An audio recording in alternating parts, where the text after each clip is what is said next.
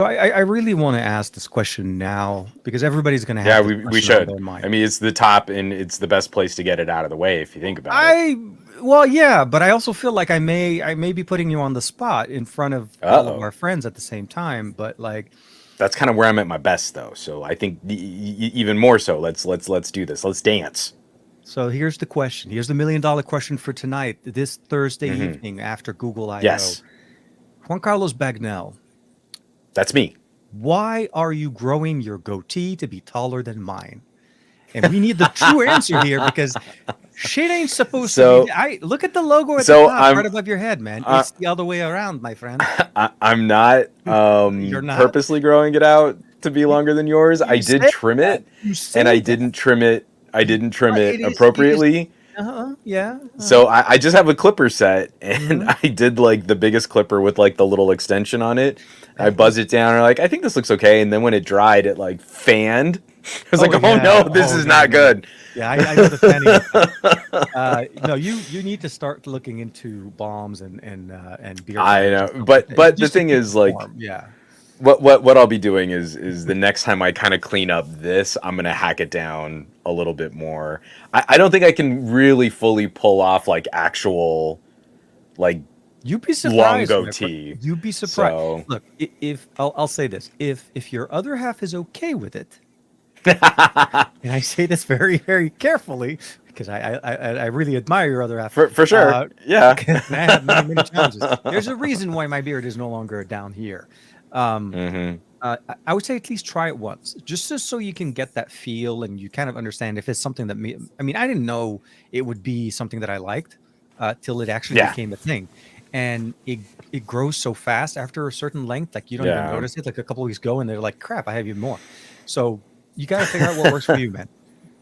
yeah. Uh I was trying to go like actual full like huh. cheeks and chin and jaw beard. And I look homeless. So this is easier to kind of clean up and kind of style and kind of brush and comb through and stuff. I And I get it. like this better. But really, I'll probably be taking it down just a clipper size so that it's a tuft and not an actual beard. Hey, everybody, welcome to a tech podcast. Not related to This is any the kind of beard best. product, take management or care, We got to but have Shaka on if we're going to keep talking about like beard growth and Oh, dude, stuff. yeah, he would put us both to shame. That is a Yeah. majestic beard right there. Yes, no, Chaka. Hmm. Oh man, I haven't seen him for a while. Actually, it's been a It's like minute. King of the Savannah Yeah, beard yeah. on Last that time I guy. saw him was I was with Josh, and we were at the Razor store in Culver City. Oh, It yeah, yeah, was some yeah. type of an event, and we ran into each other. Like he was there with the missus, I think. No, no, with his son. I forgot. I Mm. think it was the son we met Hmm. one time. But yeah, I mean, either way, it is something to manscaping and stuff like that. I mean, again, I have nothing up there. This is all that I can literally work on. I will indulge all conversations when it comes to It's the beards. way Yes, it's the way we gotta roll. we gotta we gotta roll, or we gotta go to Google I/O and then roll with the big boys over there because I this week feel has been like crazy, man. Yeah. this has been a lot. Uh huh. This week, we kind of like kicked into summer gear, and It's like I don't the know. powers that be woke up. I'll say this. It's like Yeah, we it's like there we was had like an actual doldrums for a bit, for a and then little all of a bit. sudden, They're like, hey, I from we have iPad something to event release. on, it's just been like, hey, It let's was just go. Yes, yes, and I think this week has been. I mean, obviously, no slouch. A lot of good news. Well, a lot of news, depending on how the news is. You could take it good or bad. We'll talk about some of that. For We sure. obviously, the Pixel 8a, although it was teased, pre-orders, and now is available for people to pick out. And we both have an opportunity to play. Hey, focus for the win right there. Let's see Hooray! if Sony on my side likes that.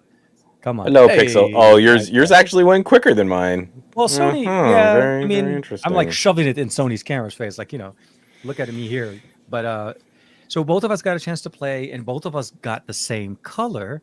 Although Mm-hmm. our buddy Snubs, Shannon Moore got her green one, and I think a few other people I've seen got the green ones. I am very jealous Yeah, about that's that, but fine.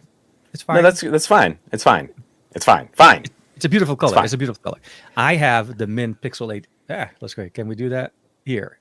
Here's the mint Yeah. Pixel 8 Pro, which surprisingly, the green for the Pixel 8a is a little bit darker, like a little bit more pronounced. This one's more light. Honestly, like out of all of them, I'm still kind of feeling the blue. Like if I had had a choice, I think I would have gone bay blue again, just because I really like that on the Pixel 8. Yeah. So It's, yeah, I mean, it's but decent.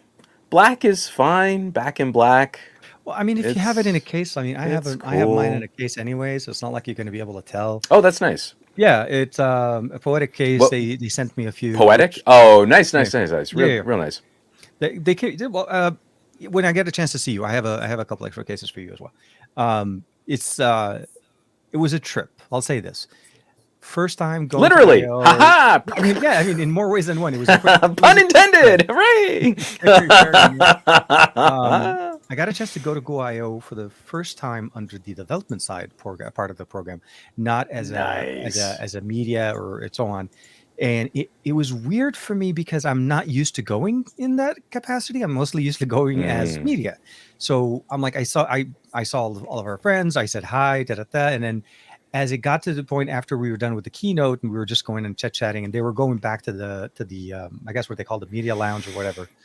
I Mhm. couldn't go with them because I'm not. Yeah. Yeah. So under that, Because I you have to weren't go. one of them. I am not one of them. So that was a weird experience. And Google, for some reason, like a weird thing this year, they had a lot of different state. So the event is back at the amphitheater. So this is typically where they go and they have their events, and it's very much the way I remember it pre-pandemic. The biggest thing about it, I would say, is they made sure that all of the demo areas and all of the different sessions and everything that was going on didn't open till after the development keynote went on after at like around 1:30 or 1:30 in the afternoon. So Hmm. although we finished the first keynote and lunch was pretty quick, there was still some time to hang out and do stuff. And that was about the only thing that kind of was a little bit boring for me. I ended up walking around. I took Yeah. some pictures and stuff like that. I have some things that I can't talk about yet that I can play around with. Nerd. It's like, isn't that always the case? Like, okay, look, we are that type of people that when we have nothing to do, like day work and stuff like that, our mind automatically goes into like, what else can I do to make my life a little bit easier later? Well, images from Google I/O would be very unique in any kind of review, anyways.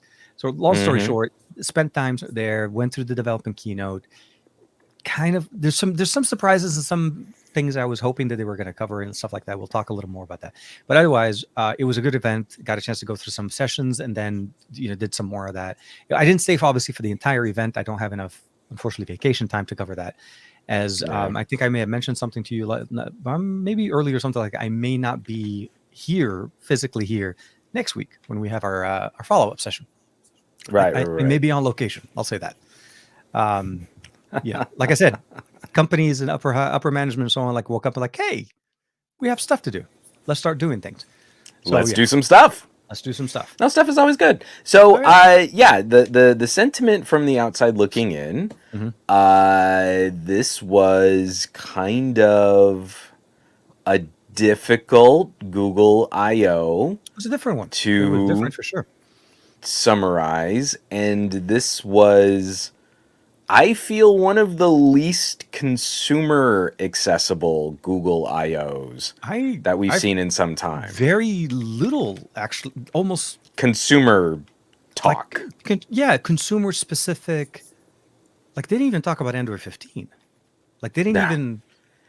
There was one passing mention of someone during the keynote, not the developer sessions that you went to, but during the main keynote, like, well, let me pull out my Pixel 8a. Oh yeah, and yeah, it was yeah. like the And he sole did the mention demo. of any hardware, and that got a reaction from the crowd that we could hear over the live stream microphones. It was almost like, yo, play Freebird, but like, that was one of the only mentions of any hardware, let alone It was they just released this phone, and you would think that might have had a little bit more presence at their own developer But it kind of conference. gives you though also like I think okay, so for the last few years we've had the Pixel 8a being announced at the event. So it was natural for us to expect it to come out. But then I think we should have seen that coming when the initial teasers for the Pixel 8a came out last week with pre-orders of coming in. Actually, pre-orders kicked off at the day of Google I/O. So it coincided with when the hardware was available publicly. They had it on demonstration, by the way. You could find it all over all over IO, where they had Oh different yeah. sessions. They even had a small little Google store, like a mini version of the Google store that at IO, and they were giving out like a special discounts for IO for people that are attending and so on. But Mm-hmm. yeah, it felt very much a I want to say like a pitch to a shareholders meeting. Like this Oh, is that's what what we're I said doing. in my reactions video.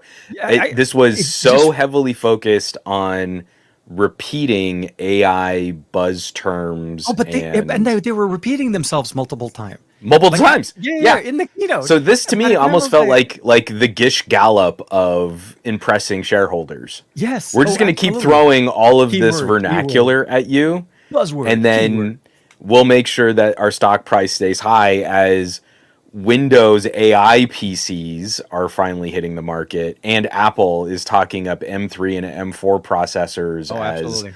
the AI preferred AI solutions. So much of the main keynote stage felt like you're not talking to consumers. You're kind of talking to developers, but the sessions are more for developers, and that the main keynote was for investors.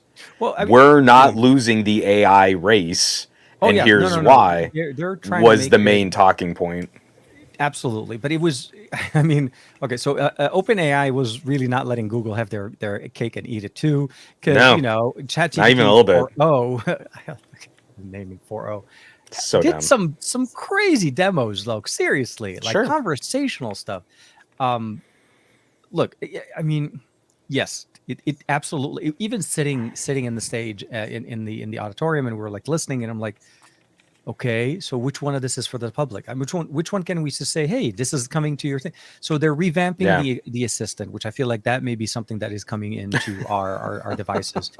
It is a bigger push to replace the I think the assistant number the days the assistant their numbers are the assistant's number days are numbered. I think that's literally how I Yeah. see it coming now.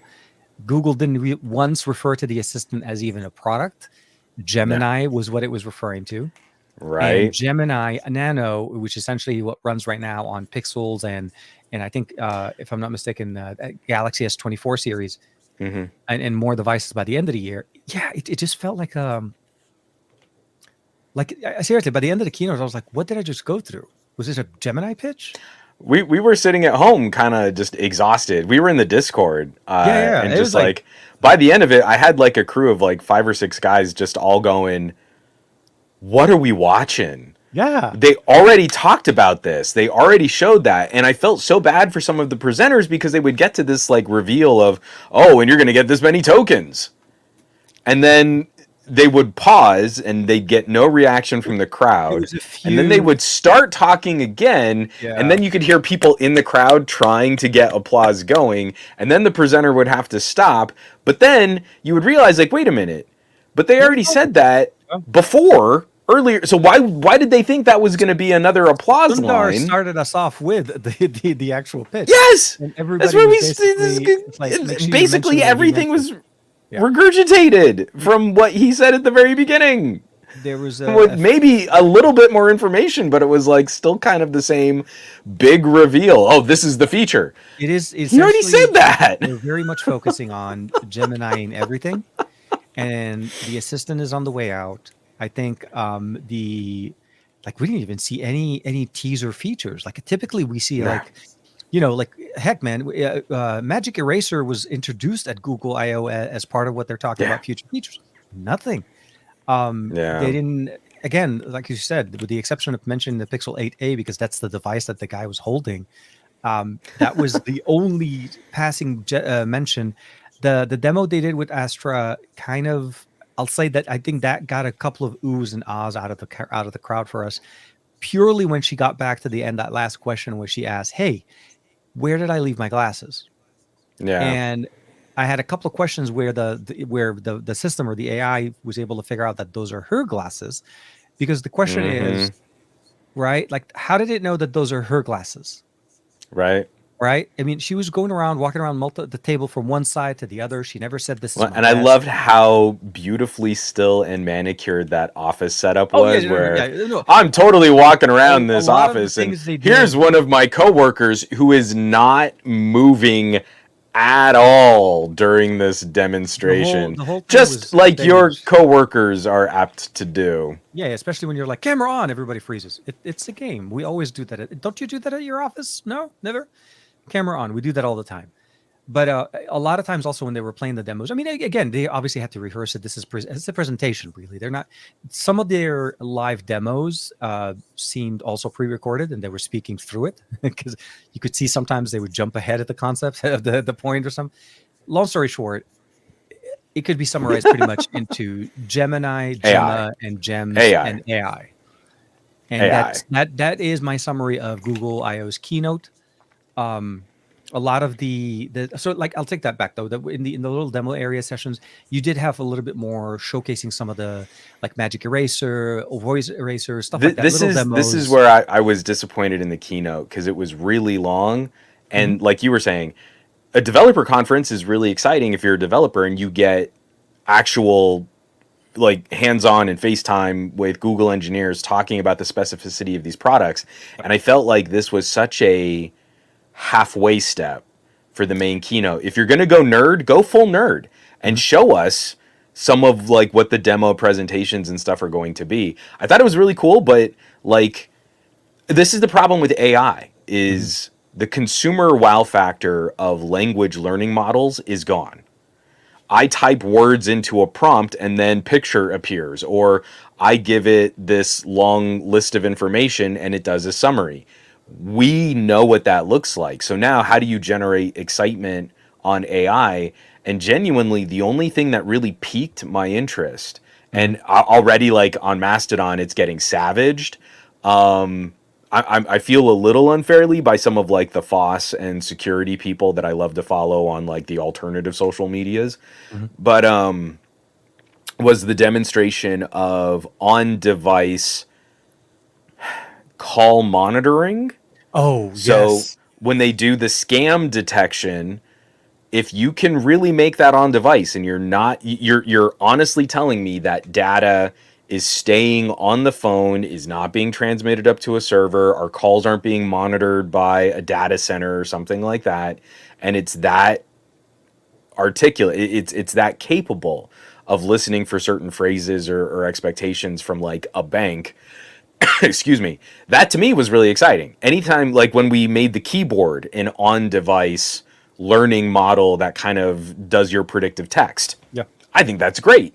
I think that's so much more impressive than building more data centers that are going to, have humongous environmental impact and use tons of electricity so that I can make wacky cat gifs or something.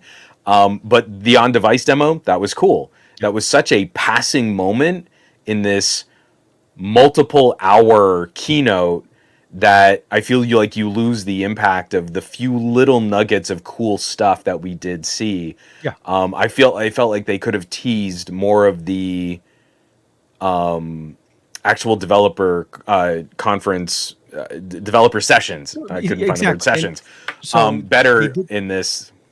Go ahead. Sorry, No, no, no, no. shut up. So what I wasn't sure though, because I didn't get a chance to check, but I don't think they broadcast the developer keynote that happens in the afternoon. So that part, I'll say this: the excitement level was like 10 times more. Everybody was excited. But the message there was still very much Gemini, Gemini, Gemini, to the extent though of helping developers deal with issues and solve problems and reduce troubleshooting hours by using AI. So they're trying to really push AI into everything in the Yeah, sense of, like, I mean, they did a couple of demos where they showed, how like Grammarly works, right? Because Grammarly uses a certain level of AI in the way it does sure. automatic responses. We saw that as well in, like again with the keyboard or in Gmail. They're trying Hmm. to bring more functional things, but in the developer side, they were basically focusing on the same thing. It's very much on how to bring AI into the conversation, how to test the new models that they have, and basically how to make it more functional. I guess to leverage the ecosystem and to bring in more. I don't know, I guess more buzzwords or more features that Google doesn't have currently. But at the end of the day, they're trying to basically say, as a developer, you'll have a better But experience. do you Mhm. really feel like from the beginning of Google search through the era of Android and into Assistant to Google Now and Mhm. Google Cards and the Assistant when it was more location aware and it was Yeah, more a more capable software assistant to today, are we really seeing new features? Because I really feel like, in general, this isn't necessarily just a Google problem, because I'd also lay this at the feet of Microsoft, where sure. Cortana was incredibly functional on Windows phones and then lost a lot of functionality as she moved through like Into yeah, Xbox and Windows PCs. So to me, it feels like they keep like throwing spaghetti at the wall to see what noodles stick. Then they get a bunch of people kind of familiar with a few advanced features, mhm. but then those don't become like mainstream commonly used features, so then they get cut and we end up with this like less effective or less capable companion, and then I'm even less inclined to use it. And Yeah, so then they keep trying to impress upon us, and like I said, this is not unique to Google, but this is like, if you keep promising me like the Star Trek future of audio interactions with a computing device, it's like we've taken massive steps backwards away from that, yeah. while also spending hundreds of billions of dollars on server infrastructure, untold environmental impact. Did you see the report on Microsoft? This is a little different than just Google, but Okay. Well, no, what happened? so Microsoft made a climate pledge a couple years ago that they were going to be carbon negative by 2030. A Okay. couple years into this promise, turns out Microsoft is actually up 30% in carbon emissions and using I didn't know about billions of gallons of water across all of their data centers to for cool their water racks and cooling. racks and servers and their data centers and Okay, everything that okay. goes into that. So not only are they nowhere near getting They're to their goal, they're they're 6 years away. actually Yeah. consuming tons more power, tons more environmental resources, and putting more carbon into the air. That's a And it's tough one. all because of this transition from like GPUs were for crypto mining, but then AI got in, and so Microsoft had to have an AI play, and so they're just throwing money at data centers. And Google is also throwing money at data centers, and I feel like that's a grossly unsustainable business model, but it seems to be what investors care about right now. Well, I mean, at the end, when we're looking at it from a Google standpoint, again, like I said, it felt like they were talking to their investors because all of the features, almost all of the things that they talked about when it came down to the development, the updates, and everything, like when they're talking about integrating it into the side panel in Workplace, that's a paid service. It's not a free service. You don't get that access for free. The 1.5 to 2 million tokens, it's still again paid walled. You don't get access to Gemini Pro or the Yeah. investment option without having to pay for it. Did The they do a better job of explaining what that meant? Because I felt like we got a better explanation from parameters and tokens from MediaTek A little bit, we got it better there. last I year. think a few of them hinted at a better explanation. They didn't go in and explain how many tokens are you being used depending on the models and what you're actually submitting. Yeah, they Right. did actually cover. I'll say this: this was the first time I've actually seen Google put 5 cents and 2 cents and 10 cent figures into per token or per, and, and I was like, okay, I'm sorry, do I owe you that much, or how does that work? And if you're saying that this is by Yeah. token, and how many token is an actual query, and how do you know what you're submitting till you submit it? And what is your, do you just hand over your credit card, your mortgage or something, and that's how It you just figure? seems like It was I still can't ambiguous. I'll have say that. Yeah, you didn't know. I'm putting this on again all of the AI companies because of I don't know. I moved out here to Southern California a little more than 20 years ago, and I Mhm. was working at PC Mall, and my manager was super into real estate. But then I would ask him questions about it, and this dude did not know what the F he was talking about. But he was buying up properties. He was going to be fixing up like these little condo style duplexes. Okay. He was going to be a land mogul, and just once you got past just that initial buffer layer of jargon, of vernacular, this dude didn't really know what was going on, and he had multiple properties on adjustable rate mortgages. Oh, This he was in doing 2006. variable interest rate was very popular back then. Yes, I remember. No, those. sorry. This was in 2003. When I before no no no the bubble. because the bad bubble hit. Nope, sorry, 2006. Because then in 2006 I left PC Mall to then go to Abrams. So, okay, no, it was 2006. So this guy had about a good year before complete and total economic collapse. And now in the tech scene, it kind of feels like the most recent tech fads have built up this peak of investor interest.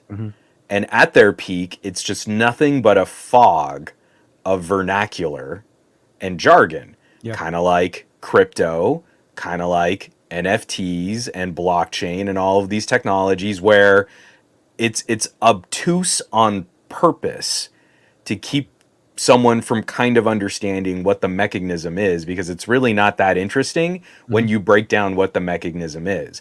A language learning model, we have been using those since the late 80s. There's a really cool podcast documentary. If I can find it, I'll put it in as a link on the show notes, talking about trying to make a software Chinese keyboard.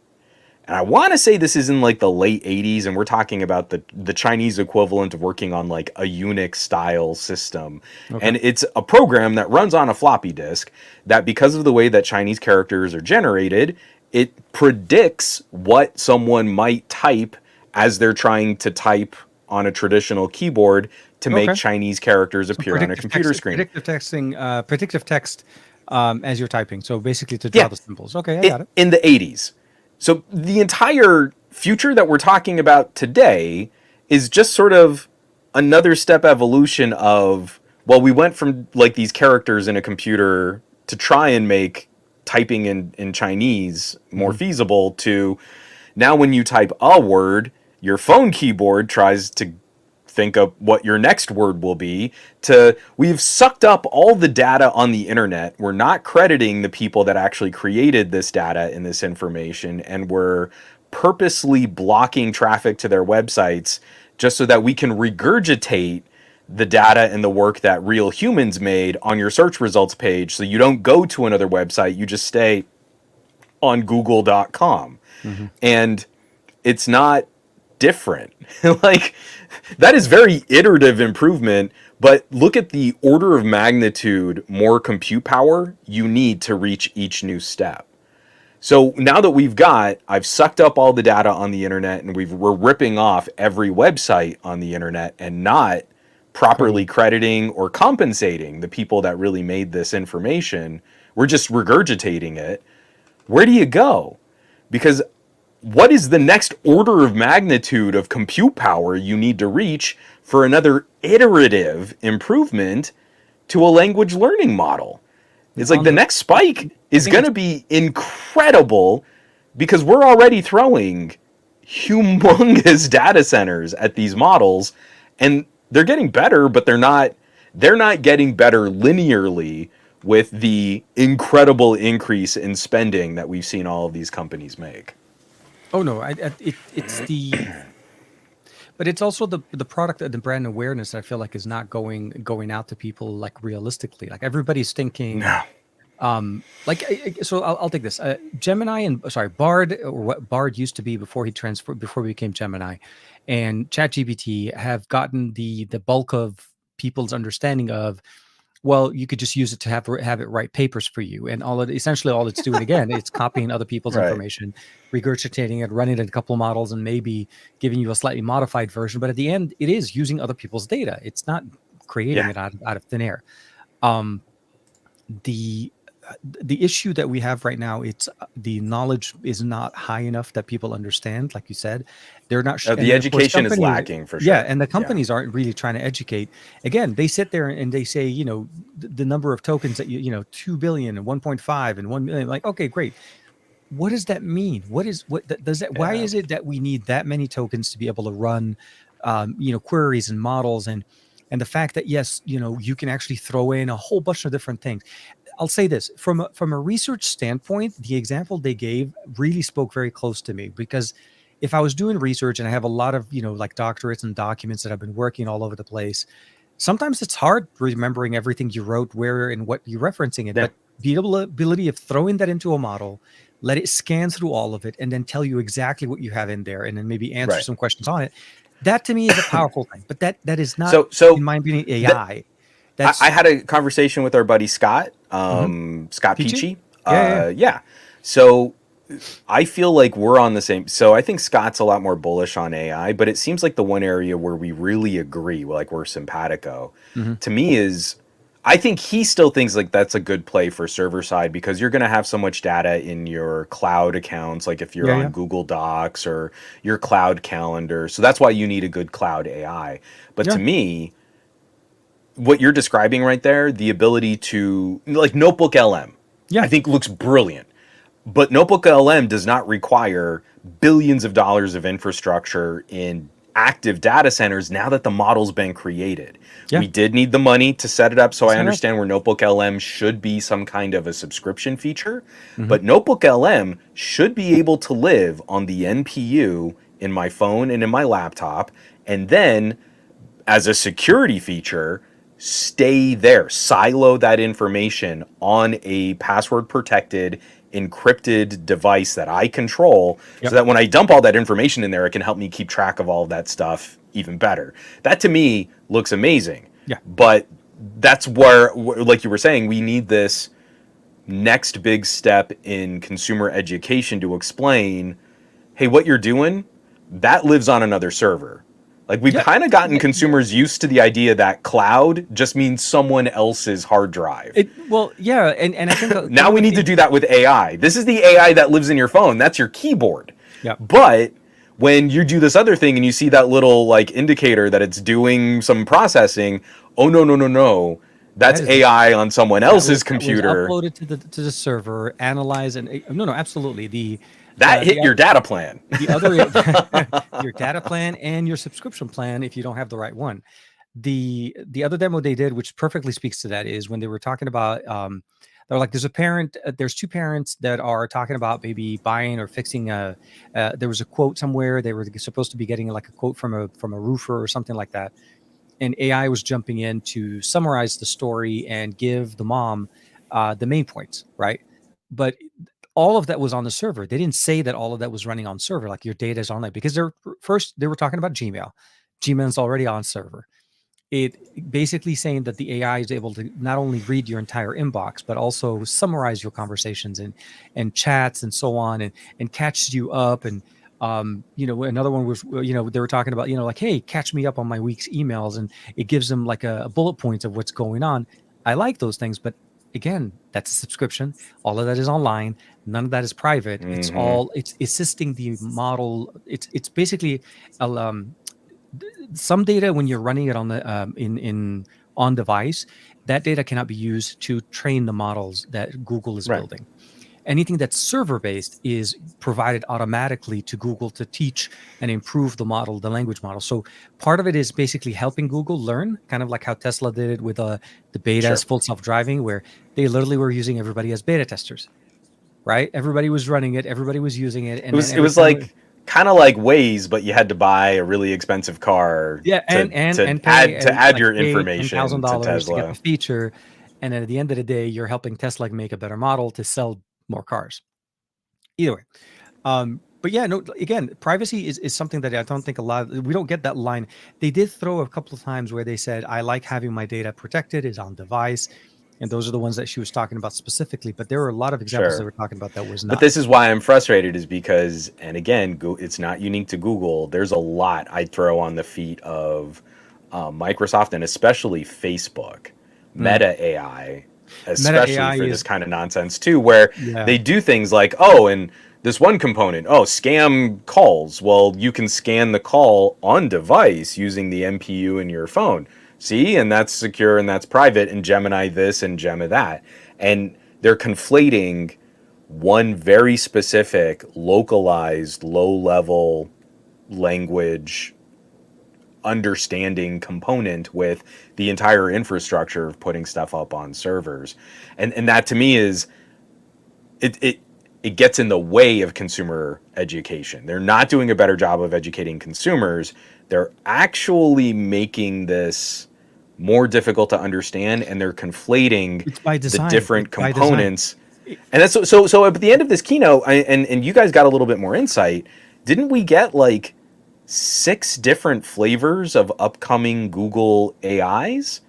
Like between Gemini 1.5, 1.5 Pro, 1.5 Flash, Gemma, Polygemma. Then Gemma 2 was announced, but they didn't really talk about Gemma 2 capabilities. It's coming. I know. And then you have Project Astra coming. They basically showed us the update on Project Astra. That was that product identification through the device, recognizing the camera. And, what piece of hardware makes sound and what is it called, the tweeter and all of that. No. I mean, there was a lot of flavors.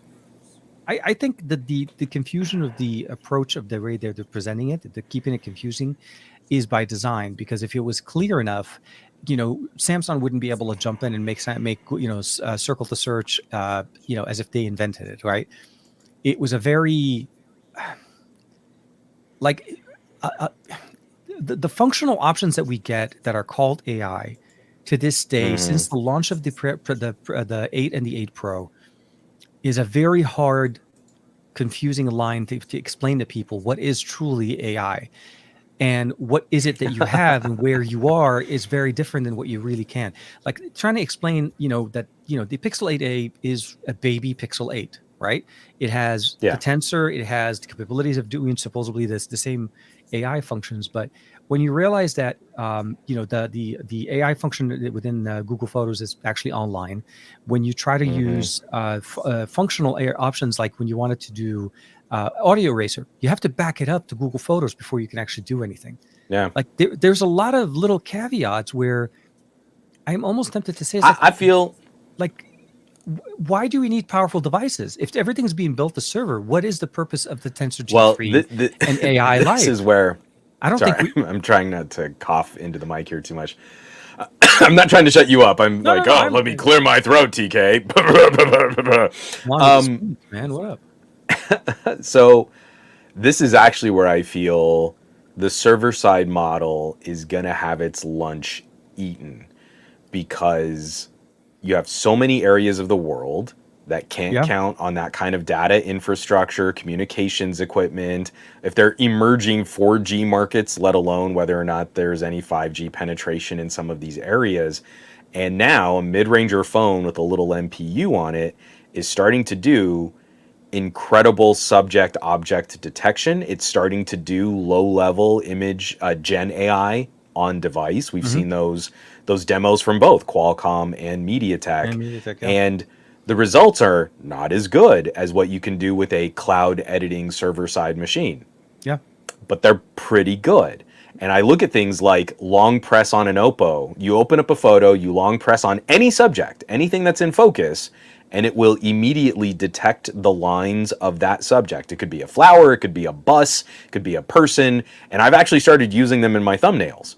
So when you see like a cutout of me in my thumbnail, I'm not sitting there and trying to cut myself out anymore. You're not spending hours to trace the lines around your head? My thumbnails suck so bad, but I've shortcutted how bad they suck. It's now faster to suck. That kind of stuff is incredible. And what did we see from like Qualcomm with like the only examples that they could show us with DaVinci Resolve were using things like masking tools. Running locally on a little MPU. Exactly. That to me is like, okay, now we have actual benefit for on-device AI. That will never be a faster process. No, shooting 4K video and uploading it to a server for them to do subject detection, create a mask so that you can edit, that's never going to be a thing. But now that we've got this like neural engine in new Core Ultra CPUs, Mhm. in the new AMD kit APUs, and with Qualcomm X Elite, I'm sure MediaTek is going to have something to show off by the end of the year, talking about their Oh, that's play. right. They Yeah, might be yeah, yeah. working with NVIDIA Crap, for man. It's their already GPUs. we're in May, and yeah, now that I'm thinking about it, you're right. October, roughly around October, we'll hear about the new SoCs. November, it'll be right around the corner. So No, I know. So all of that stuff is now actually pretty high level when you think about how bad that workflow used to be, even Mhm. with traditional GPU tools in trying to do that kind of image and subject detection and stuff like that. So I kind of feel like you need a few big data centers per company to try and train up these models and get them to the chips on our devices. But then after a point, people don't like waiting for information to go over the internet to complete this exchange. It doesn't matter if you show me Project Astra's in almost real-time conversation. That's in like an incredibly fast data network under the best optimal conditions with almost no distractions. That's not what I've got out here in the suburbs of Southern California. I don't have that kind of data and low latency connection to make that work. But if you can train a model that lives on my phone that can approximate like 70% of that interaction and it happens faster, well, that's going to be way better than me trying to rely on a web-based protocol. I know, but I feel like that's we're a little bit away from that. I feel like that their main push is on servers because it shows, investment, it shows growth, Yeah, it I shows a don't. lot of things that I investors know what are. you're saying. You know what I I mean? don't think we're that far away, though. I mean, think about Well, like how more of a nano radical. model. I'm No, more. I but I mainly mean, just like, yeah. but I'm sorry. I want to even go back a little bit before that. I mean, look at how radical the leap has been Mhm. from the first Kirin SoCs that could do subject detection in the camera Yeah. to the eye tracking autofocus now of like a 2-year-old Sony to moving into you capture a photo, it has zero depth information. There was no LiDAR or distance scanning or Z camera or anything. And it's able to detect any subject based on the lines of focus. And now you've got DaVinci Resolve doing auto masking of moving elements in a subject. And that's not on a server, that's not on a No, no. workstation, that's Yeah, on absolutely. a laptop CPU. Yeah. What I was trying to drive to wasn't. I guess there's a couple of models that we need to keep in mind.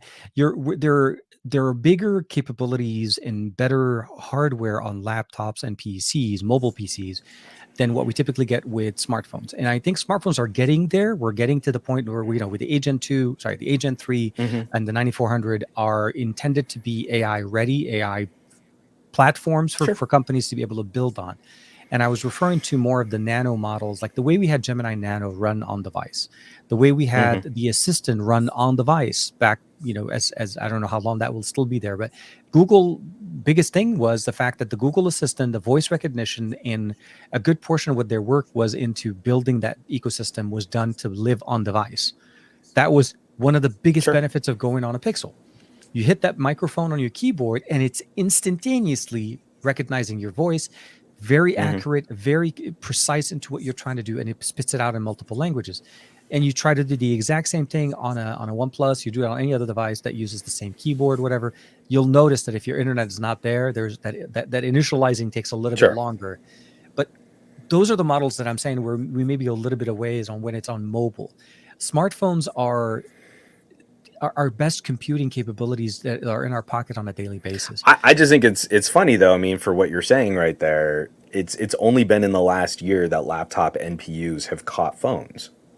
Yeah, well, Phone no, NPUs, yeah, phones relied on the NPU for a lot of these advanced features that we never thought our laptops needed. And it's really only been, I mean, especially on the Intel side, I think AMD was a little ahead on their APU strategy. yeah. But like, I'm going through all these mini PCs and laptops and stuff now, and there's like a definite hard cutoff where I can use the generative erase function in Windows 11 Photo Gallery. And like, it's only been about 2 years. So if I go back 2 years in terms of chipset, SoC, not SoC, if I go back 2 years in terms of CPU and GPU design, Mhm. I don't get that option. No, I'm with you. But that's something that like we take for granted on a mid-spec Pixel. Like, oh yeah, Magic Eraser on device, yeah, that works great. I don't need a data connection for that. Yep. So I'm just saying, while we can sit here and say like, oh, well, I mean, a beefy computer can do DaVinci Resolve and, you know, masking and subject tracking, it's only been able to do that for about 2 years, and it only just caught phones 8 NPUs in the last year, and it was being completely outpaced by the older Snapdragon 8CX Windows on ARM chips. Those NPUs were crushing. I remember your tests on those as well, traditional x86. Yeah. And I really feel like the phone models are going to advance so much faster than the data center style AI is going to anticipate. Again, the window of time from I point a phone camera and it can detect grass, landscape, flower, pet, to today, with what our phones can recognize immediately on device with this neural processing in these new models that are stored on our phones, is shocking improvement. So anything that they come up with in this like cloud side, there's going to be an immediate arms race in creating a reasonable facsimile of that process that can run on what, 20 watt? Yeah, I was going to say a 20-watt system. Arms race. I was like, oh my God, talk about pun intended. Oh, so pun achieved. Like, you got me at arms race. I'm like, yeah, I realize. You had me at Windows on ARM. Yeah, no. Hey, dude, I am anxiously, absolutely patiently waiting for Windows on ARM PCs announcement at Computex, because we know it's going to be there. I mean, it's the beginning of the month. We're going to see a lot of good. We're really like right around the corner. I have them now. Like, I know we're gonna talk up. I mean, because the big announcement, I think Intel is really trying to get into their next Core Ultra series. So we have the 155. I've got the I reached out to the folks at Acer just because I have not test driven in an Acer in a really long time. So this is the 155H, and the NPU on this is pretty decent. And I also have a little Geekom, and the NPU on this is pretty decent. So I mean, it's like this stuff is already spreading. It's already in market. The NPU. It's nice to see that industries are kind of converging to a certain point. We're seeing the benefits from one transfer over to the other. I want to be able to get the battery life that I'll say this. ARM based PCs, be it a Mac or Windows, have so much more potential than what we have seen so far. Mac obviously has had years to be able to play with it. Apple seems to be confused as where M series need to be, but that still doesn't take away from the fact that M series have to a certain point they've standardized what we expect from mobile, Windows, not Windows ARM, but like ARM based computing and what can be done when optimized for. Windows needs to finally just break away from the stigma of you need, these PCs that are running massive CPUs and GPUs and all that. No. You can run a fanless PC that can literally outpace a desktop class PC when it's rendering and producing content. And I think that's the level we need to get to. There is no reason why we shouldn't be there within the next year. The goal obviously is to get companies to jump on board, Windows to support it fully, and to start getting actually getting DaVinci running and seeing a render on DaVinci, running it on the PC. And we're seeing like a lot of companies that are taking it more seriously. When we got a proper ARM native build, we were talking about this on the show. Chrome, Opera just announced today that they're going to be releasing an ARM native build of their browser, whether or not. I know if anyone in the chat is still using Opera, please leave a 1 in the chat. It's not something I've used since Windows Mobile, so I am not up to date. Oh, I used to use Opera on, I forgot where I was using. I think wasn't Opera had a built-in VPN at one point? I think they still do. Still there was an extra functional in there, because I think at the time I was looking for a free VPN, and one of the first recommendations that used to always come up was Opera. Before Brave, became a thing, and the story is as a browser, like Netscape. I think is Netscape still a thing? Nah, I don't think so. You think that? But Michael Corcoran is confirming Opera does have a built-in VPN. So this is actually where I'd like to transition, because Michael Corcoran was asking specifically about the Pixel 8a. Oh yeah. Some of the people who have been comparing it with the Pixel 8 and how the Pixel 8 is a little glossier, Mhm. as to whether or not you've seen fingerprints on the sort of more satiny matte finish. And I I do think my Pixel 8a can pick up kind of finger oils, Yeah. but you don't see the same fingerprint smudges that No. a glossier a glossier backplate would maybe have. I will say no. The material that they used here is definitely less fingerprint. It won't show fingerprints on it as much. I mean, you could kind of Not see it. distinctly. Yeah, you can kind of see the spots like in the air, like as I'm Yeah, trying to like a leverage little it, smudgy. but it doesn't sit on the way it does on like so the darker color on the Pixel 8 and 8 Pro. Although you have to Yeah. keep in mind those have glass, it's different material. This is plastic, so the finish here is intended to be like, I mean, hold on. It is Ooh, absolutely ASMR ASMR. plasticky to the plasticky. Um, that it just it's nice. And yeah, if you have issues or if you don't like those, obviously go to a lighter color. That usually helps as well, especially on the pixels, because you tend not to see it as much. But it actually, no, the build quality is actually pretty decent. It has a little bit, I want to say it's a little heavier than the 7A from last year. I didn't get a chance A to little bit. spend a long time with it, but it feels a little bit Me more neither. solid. Um, Yeah.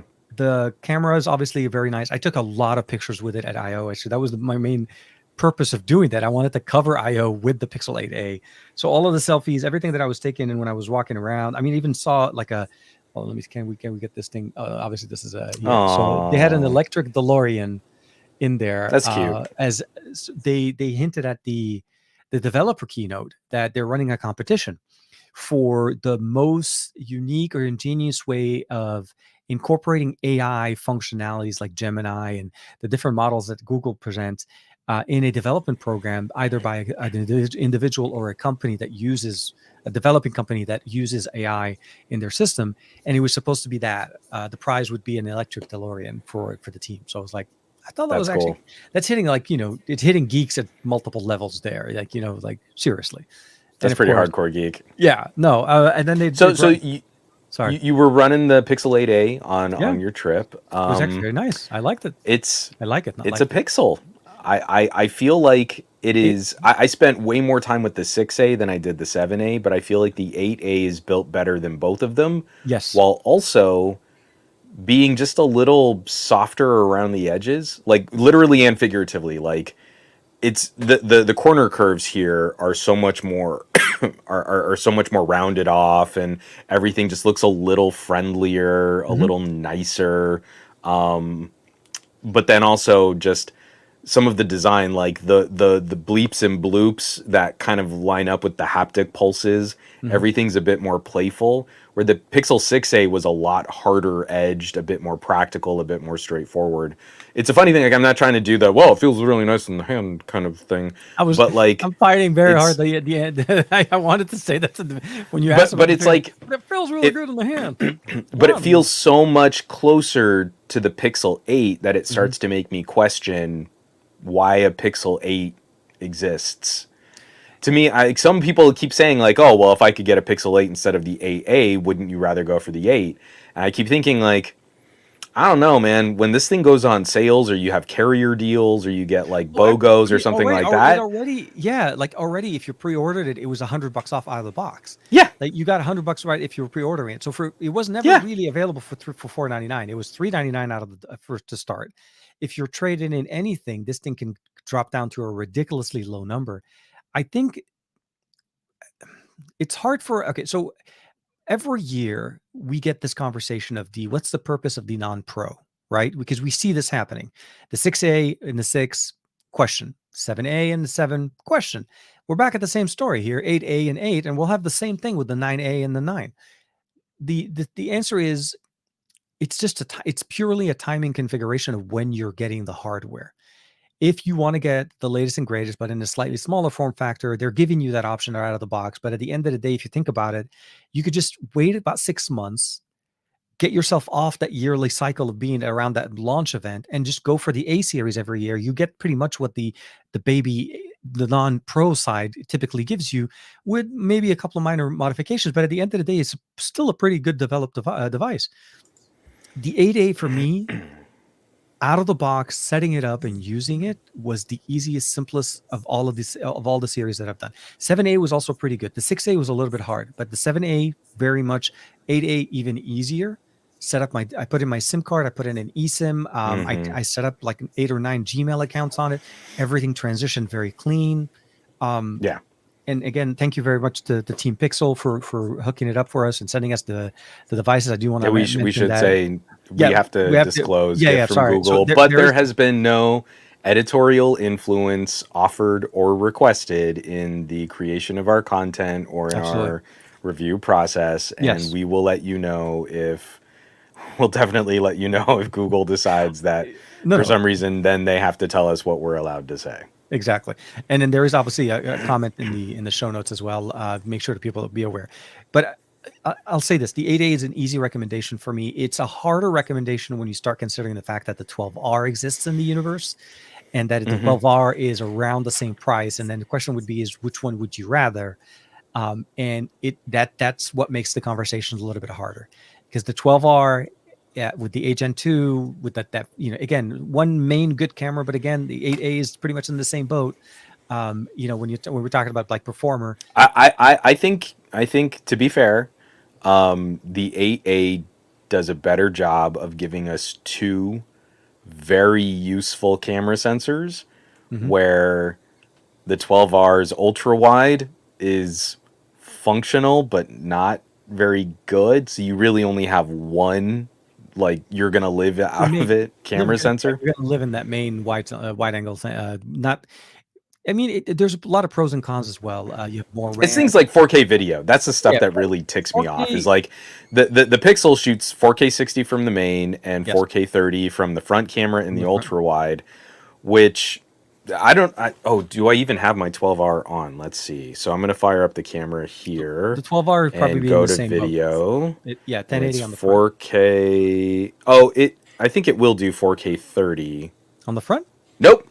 Does 1080p 30 when you switch to the ultra wide. Yeah, and it shifts you out of 4K, so it doesn't even do the thing where it looks like you can do, but then when you switch back, you stay in 1080p, and that pisses me off because I want to be shooting 4K 60. It's a software lock purely because the 12 exists, and the front camera tops out at 1080p 30. Yeah. So I think it is completely fair. I think it is easy to rate the Pixel 8A as the better all-rounder camera experience. I would definitely agree, but I feel like definitely what most people are referring to pretty much as the value per dollar in.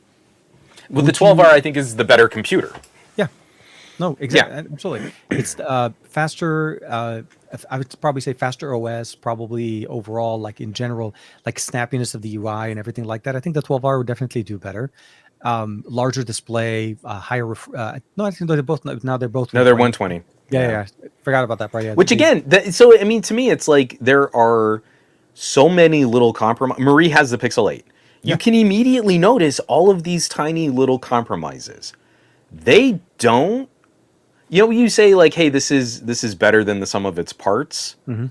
The Pixel 8A is better than the sum of its compromises, to the point it really does make me question why the Pixel 8 exists.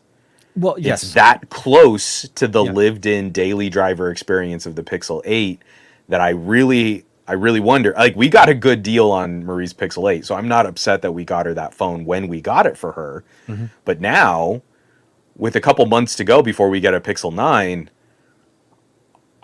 that's the phone I don't think has justification. So people say, oh, but I can get such a good sale on one. If you can get any sale on an 8A, it is so close to the experience of the Pixel 8. Why not save that money? No, absolutely. And that's primarily what I would recommend. Right now, here's the thing. For me right now, the Pixel 8A is a beautiful shoe-in upgrade for my son's Pixel 5A.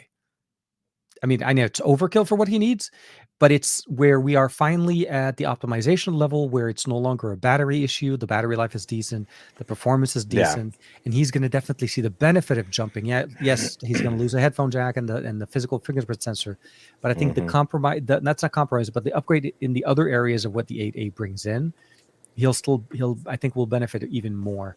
The Yeah, higher refresh rate, just one of overall. Marie's sorry, not one of Marie's. One of Lex's friends' moms still has a Pixel 5. Oh, the Not a tiny one. 5A, a 5. Yeah, yeah, yeah. Well, the And five is I yeah. brought no, I brought the 8A and I showed her.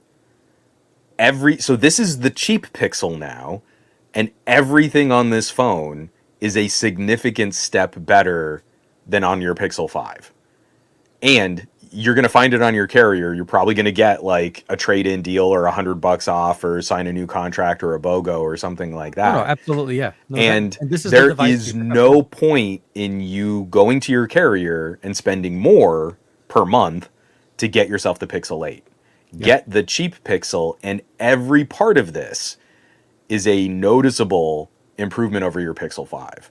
That to me is, again, it's like that is so much more exciting. It's the same game we played with Marie. So she had the LG G7 Mhm. and she side graded to a Pixel 4a 5G. I remember that one, yeah. So she went from a Snapdragon 845, the more powerful chip, but down to a Snapdragon 765, which for her needs worked out better with better battery life, and it was a reasonably close, comparable compute performance. But pixels are pretty snappy. She felt like she ended up getting a newer, faster phone, even though the LG G7 was a more powerful device all around. Yeah. This is exactly the same. Like, we need to go to our family and friends and say, if you're not doing, or if you're not wanting to do more on your phone, side grade, stay at the same compute power, or even this is still an upgrade in compute power. Get yourself a compute power upgrade over a Pixel 5, but going to the more premium model does not make any sense. She wants a little phone and she wants a good camera. That's Pixel 5a. I mean, No, it's no, like and you couldn't target a better solution well, for no, her but needs. it's also the fact that it runs the G3, the Tensor G3 in there. You got to keep in the ass kicking that I think not a lot of companies are doing right now is the fact that they're keeping the same powerful SoC as the 8 and the 8 Pro. Mind you, not the same storage, not the same RAM, there's a lot of different factors outside of just the SoC itself that play a big factor in how the device runs. Because I can assure you, as I'm trying to take multiple pictures and trying to do different things, it takes a little bit longer to do things on device because, again, not as much RAM, depending on what you're doing with the device. There's absolutely there, but the 8A for me is an easy. I'm not trying to make it sound like there's easy recommendations and harder ones. This is a device that you can recommend to somebody in your family that they're absolutely going to be able to get into it easier. They're going to be able to use it right away, understand it, and they're going to start noticing some things that your old device may not have done right. Like, again, on-device assistant, on-device voice recognition, just typing on your keyboard. The first day you use it and you recognize that, like, wow, this is fast, and how accurate it is. Using the Now, voice recorder, using do you feel on the 8A, because I feel like this was a little bit different than my 8 Pro. okay. Do you feel like they've sped up the animations? Like, things pop into place so aggressively that they slid or sort of animated and transitioned. Like, the Pixel 8A out of the box, to me, feels more like my Pixel 8 Pro when I go into the developer settings and I And then tweak the cut down the animation animation. speed. You know what? I'm going to say this. I don't know if I would have picked up on it either way because I already switched to Nova Prime. So for me on Nova, I have my animation to be really fast anyway. So it hasn't stuttered. It hasn't once crashed on me with Nova. So it It's like handles. just like app drawer, just like plink. It doesn't animate, it just like pops Yeah. and like springs up.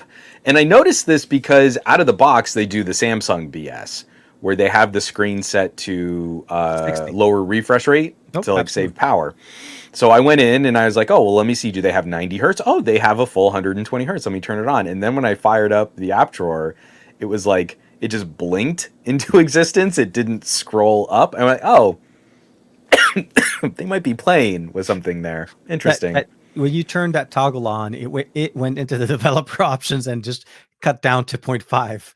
And you're like, huh.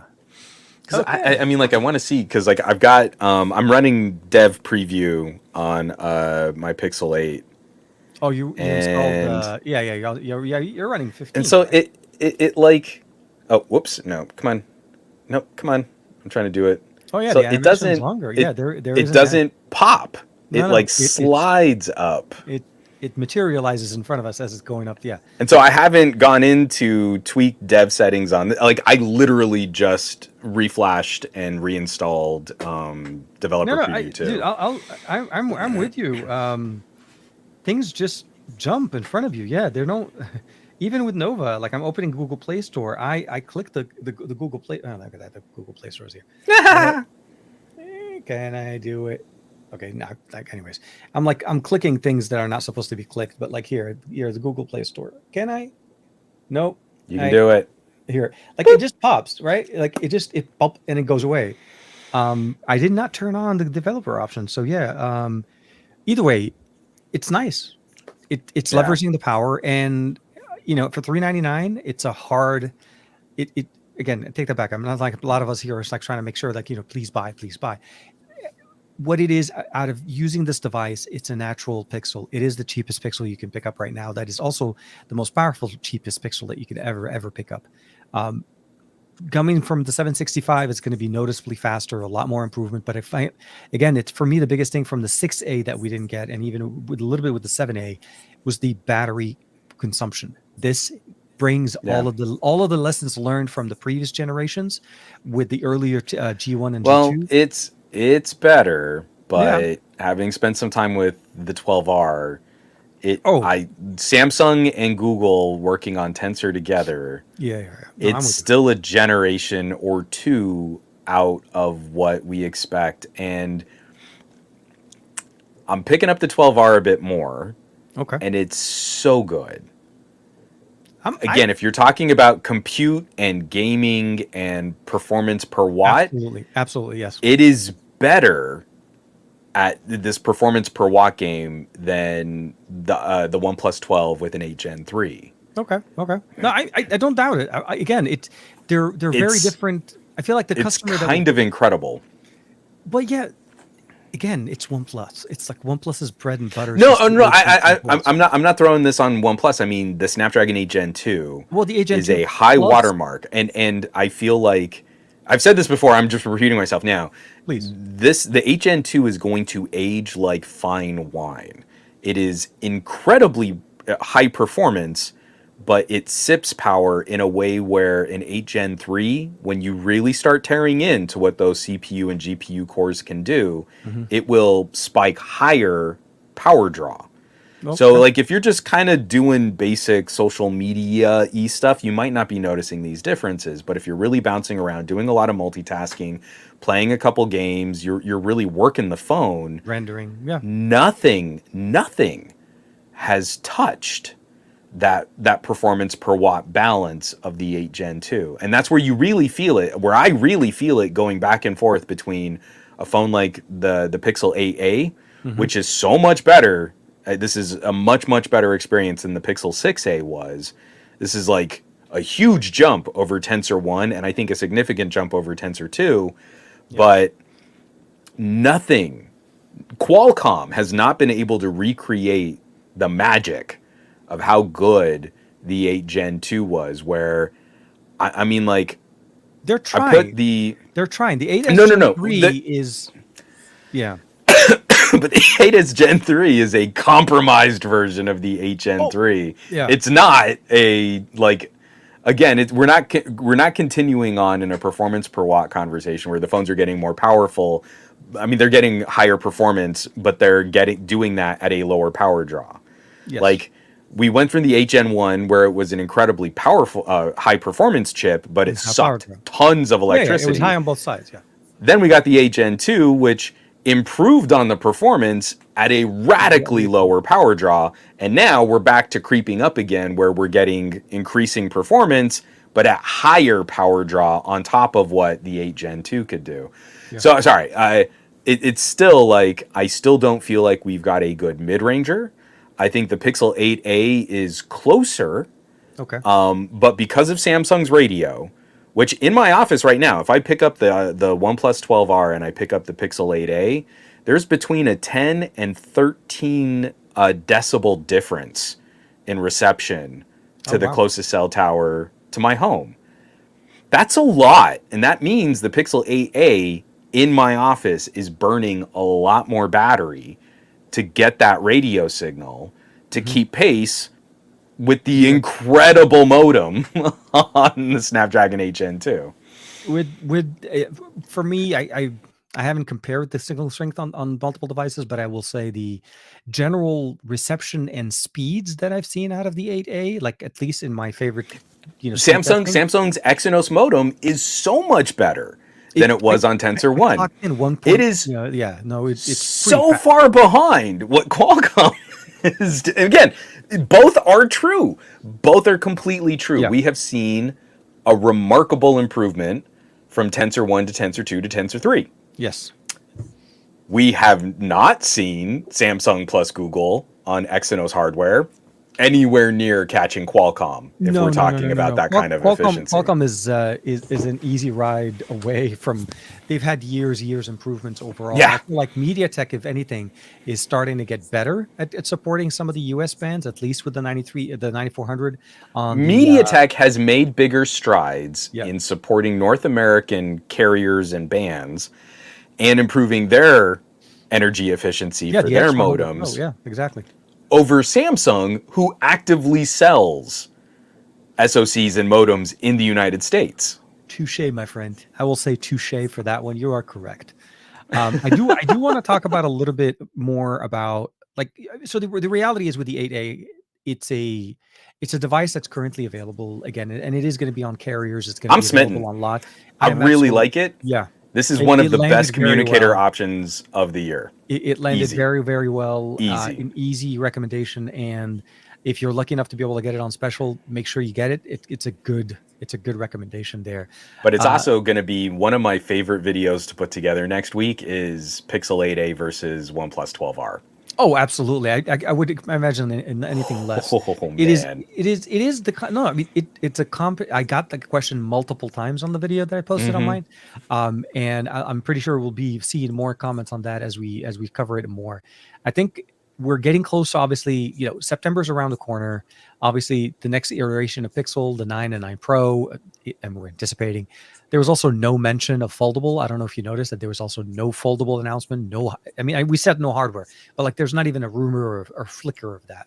So the question is, the rumors at least sounding like more the foldable is going to be coming along 9 with the 9 Pro. So we may see a foldable and two, glowing rectangle announcement at the same time. Yeah. And then obviously at that point, then we'll see Android 15 in all of its glory and some of the hopefully optimizations being done. Maybe we'll see that security feature built in. Maybe that will be a core feature to Android 15 for Pixel devices. Nobody knows. They didn't give us any. This is all pure speculation. It's what we want. It's what we want to see. It's what we want to have happen. But I don't know. I mean, taking it back to Google I/O for one last thing before we move on, because we should. My voice is failing again. Oh, no, absolutely. You noticed me clicking out so much. The whole idea of AI for search looked dystopian. The whole concept of we're going to try and create these experiences, these bespoke experiences with data centers and our new server chips. That's cool, but that infrastructure, they are not. I don't think any company at this scale is doing a good job of accounting for energy concerns and water resources and environmental impact. Is so much of this to me is very concerning, when then I don't know that I've been more excited about the work that their hardware division, their consumer electronics division are putting out right now. And unfortunately, that's what we got the least of from this Google I/O. So to go from their keynote, where I was very disappointed in the presentation, and I think the intended audience was not techies or developers as much as it was shareholders. Then I've been spending all this time with the Pixel 8a, and I'm absolutely smitten with it. So it's just a very interesting dichotomy. At once, I feel two very different ways about Google as a label Hmm. has been kind of an emotional conflict for my Oh, personal for for experiences. for me, yeah, it was a tough. Like I said, it was an interesting IO. It was very different than what we've seen before.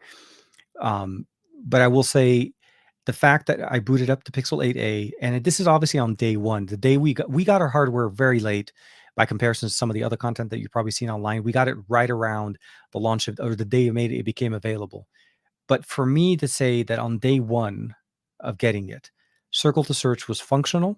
All the AI tools that we've seen before from previous generation of Pixel devices were on device and ready to go.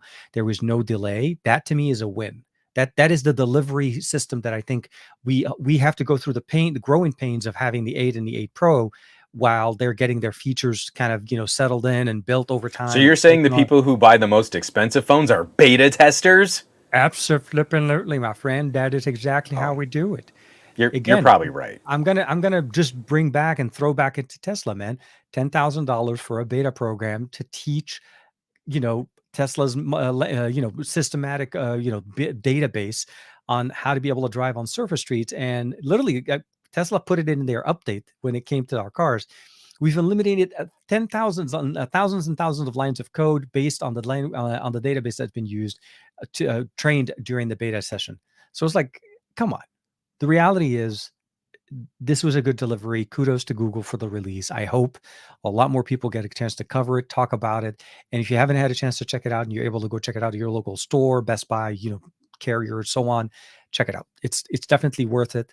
And I am not saying this because it was sent to us, because I'm not gonna lie to you guys. I had my order in.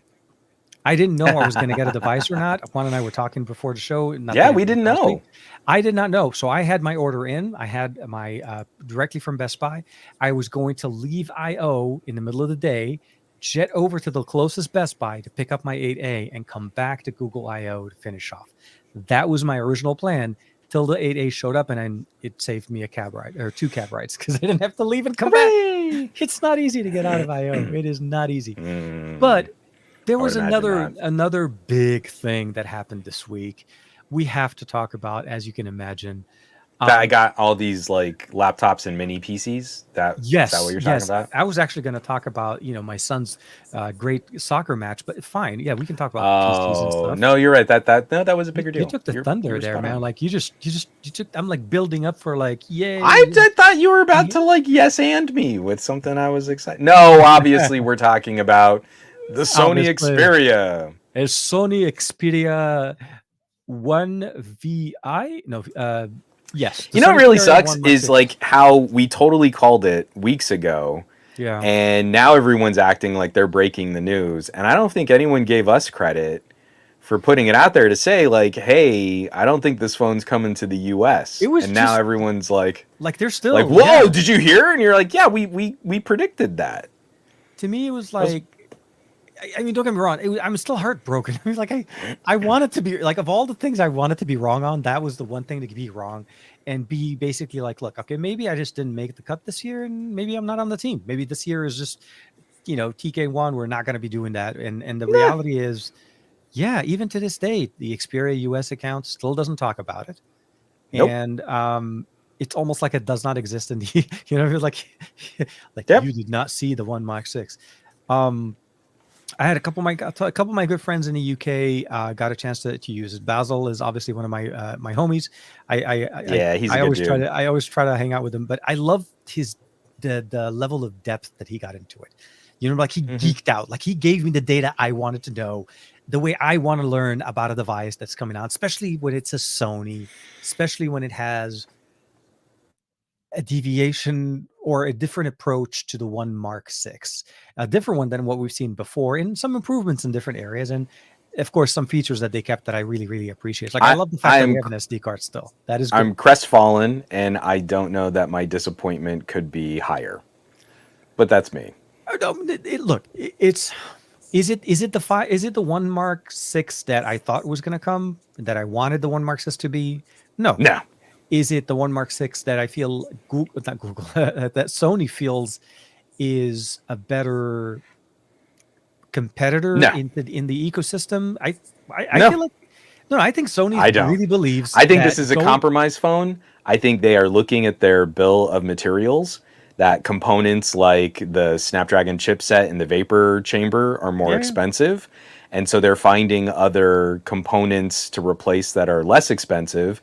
They're holding in place on a lot of the camera tech, and they're trying to keep the profit margin as high as they possibly can. Okay. I hate that Sony is about to make me say something nice about Samsung. But when Samsung was criticized for making the S20, I hit the record button before you say like we're streaming it. It's going to be saved for posterity, and it'll also be on the audio version of this podcast. Absolutely. When the S20 was criticized for being too expensive, and Sony cut a bunch of component costs on the S21, they were able to lower prices on the S21. There is precious little on this Xperia that looks like significant and tangible upgrades over the One Mark V. That warrant keeping this at the same price as the One Mark V, with so many other hardware compromises and watering down the aesthetic that makes an Xperia an Xperia. I will say this: obviously we're both Xperia fans for many years. I've had the luxury to be able to say that I've worked with the Xperia 1 since the original 1, 2, 3, 4, 5. And when I see the 6, I see a different product. I don't see an upgrade. It's not an Xperia 1. It's not an Xperia 1 in my opinion. It's like a 1 point. It's almost like an Xperia 2. It's an Xperia 2. Yeah, it's an Xperia 2 or 2.5. Because it really, it's falling between the two, right? But like the biggest selling point, not gonna say like the biggest features that made the Xperia from the first generation was the 4K display. That was the cornerstone of what made it's kind of like saying Mobvoi with the Endura suddenly releases a new Mobvoi Pro 5 Flash, and it has one display. You just lost the entire personality of what. But it still costs the same, and it's still but you only get 2 days of battery life instead of 5. Well, but that's and then some people obviously were arguing was like, well, it was never really running at 4K all the time. Absolutely, it absolutely was not running at 4K all the time. But when you needed it, when you wanted to watch content with it, when the content was actually able to drive it, you were able to jump into that. And I've grown to love the form factor of the Xperia series, 1 series specifically, because of again, watching movies in it that were intended to be run on it, beautiful. Is the 1.6 an upgrade over the 1.5? And this is still the aspect ratio on the Xperia 10. Yes, which again, that's a different number. So sorry, back to the Xperia 1. Yeah, no. I think the Xperia 1 for me, to a certain point, it's kind of like the same conversation last year when we saw the Xperia 5. It's a shift. It's a move away from what we used to know the 1 and the 5 to be, and now they just solidified it. I mean, the 10. I'll say this: the 10 is a very budget friendly device. It's a €300, maybe 250 pounds device. It is not intended to be a $500 to $600 or even $1,300 like the Xperia 1 Mark 6 will be at the beginning of June when it starts shipping out, because it actually isn't available yet. Would I? Here are some of my other concerns. I'm a little bit confused. I'll say this: we're paying a lot for a headphone jack and a memory card slot. Yes. We no longer have the benefits of the dedicated Pro Video and Pro Photo apps.